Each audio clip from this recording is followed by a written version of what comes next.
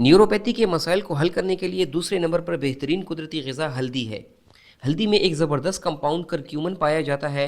ये बहुत ही powerful antioxidant के तौर पर काम करता है और इसकी ज़बरदस्त एंटी इन्फ्लेमेटरी खूबियों की वजह से ये हर किस्म की सोजिश को कम करने की सलाहियत रखता है।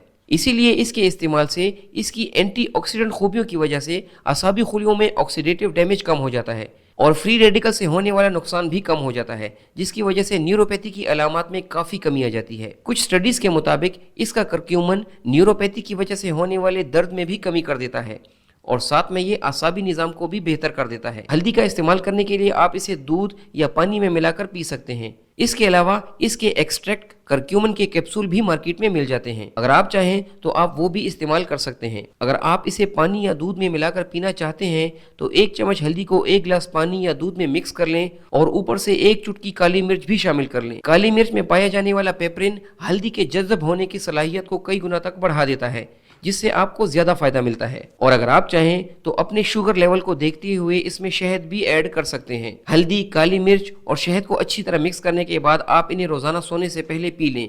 इस तरह हल्दी रोज़ाना पीने से आपको न्यूरोपैथी के मसाइल में आहिस्ता आहिस्ता आराम मिलना शुरू हो जाएगा।